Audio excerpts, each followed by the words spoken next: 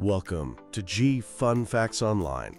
Today we're asking a question that sounds simple but is one of the most complex challenges of our time. What is nature worth? Not in a poetic sense, but in dollars and cents. In an age of climate change and species extinction, a field called ecological economics argues that if we don't put a price on nature, its value in our economic system is effectively zero. This has led to a fascinating and highly controversial quest to calculate the value of biodiversity. So, how exactly do you put a price tag on a rainforest, a coral reef, or the bees that pollinate our crops? Let's dive in. The foundational tool for this massive undertaking is the Total Economic Value Framework, or TEV. Think of it as a way to categorize all the different benefits we get from nature. TEV is split into two main buckets: use values and non-use values. Use values are the most straightforward. They're the benefits we get from physically using or interacting with nature. This is further broken down. First, you have direct use values. This is the stuff we harvest and sell, like timber from forests, fish from the ocean, or plants that become life-saving medicines. It also includes the value of recreation, the money you spend on hiking, birdwatching, or tourism in a beautiful natural area. Then you have indirect use values.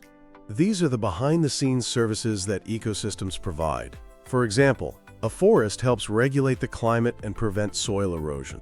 A wetland naturally filters and purifies our water. And insects pollinate a huge portion of the food we eat. We don't directly use these services in the same way we use timber, but we would be in a world of trouble without them. The second, and much trickier, bucket is non-use values. These are the values people hold for nature, even if they never use it themselves.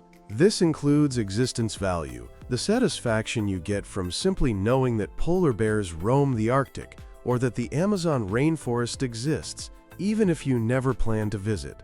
There's also bequest value. This is the value we place on preserving nature for future generations. It's our desire to pass on a healthy planet to our children and grandchildren. Finally, there's altruistic value, which is the value we get from knowing that other people can enjoy biodiversity. So the Total Economic Value Framework gives us a map of what to measure. But how do economists actually come up with the numbers? They have a diverse toolkit of methodologies, which can be grouped into three main types. The first group is revealed preference methods. The idea here is that we can figure out what something is worth by looking at people's actual behavior in the real world. We're not asking them questions, we're observing their actions. The most common method here is the travel cost method. This is used to figure out the recreational value of places like national parks or beaches. The logic is simple. The amount of money and time you're willing to spend to visit a place reveals how much you value it. Researchers survey visitors, asking about their travel expenses, accommodation costs, and how often they visit. This data is used to build a demand curve for the site, which lets economists estimate its total recreational value. For instance, a study in a forest park in Iran used this exact method. By analyzing visitor spending, they calculated a daily recreational value for the park equivalent to thousands of US dollars. This kind of data is gold for park managers trying to argue for more funding. Another revealed preference method is the hedonic pricing method. This is used to value environmental amenities that are reflected in market prices, usually for housing. The idea is that a house's price isn't just about its size or the number of bedrooms. It's also about its location. Is it near a park? Is the air clean? Does it have a scenic view? By statistically analyzing thousands of property sales, economists can isolate how much a specific environmental feature, like proximity to a restored wetland, adds to a home's value. A study at the Nisqually National Wildlife Refuge in Washington did just this. After a major tidal marsh restoration project, they found that homes within half a mile of the refuge saw a significant price increase. providing a clear monetary estimate of the value residents placed on the improved environment. The second group of methods is stated preference methods. When you can't observe people's behavior, sometimes you just have to ask them. These methods are crucial for estimating those tricky non-use values, like the existence value of a rare species. The most famous and most controversial technique is the contingent valuation method. Researchers create a detailed, hypothetical scenario in a survey. For example, they might describe a plan to protect a threatened species and then ask respondents, how much would you be willing to pay in extra taxes each year to make this plan happen? Critics argue that what people say in a survey isn't what they'd actually do with their own money. But proponents maintain that with very careful survey design, it can provide valuable insights. A more sophisticated version is the choice experiment.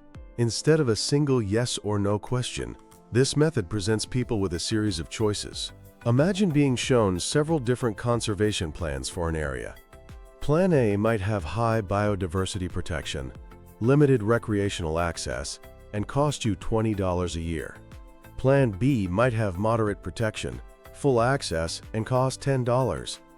By analyzing the choices people make across multiple scenarios, researchers can infer how much they value each individual attribute, like the protection of a specific species or access to hiking trails.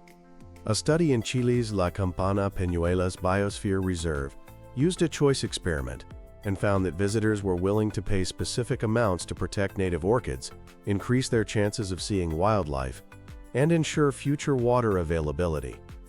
This gives managers very specific feedback on what the public values most.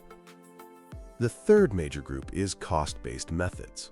These value an ecosystem service by calculating what it would cost to replace it with human-made technology. The replacement cost method is a prime example. Think about the water purification services of a wetland. We could value that service by calculating the cost of building and operating a water treatment plant that does the same job. A study in Thailand used this to value the shoreline protection provided by mangrove forests. They found that the cost of building breakwaters to do the same job was about $12,000 per hectare, making a powerful economic case for mangrove conservation. A similar technique is the damage cost avoided method. Here, you estimate the costs that would be incurred if the ecosystem service were lost.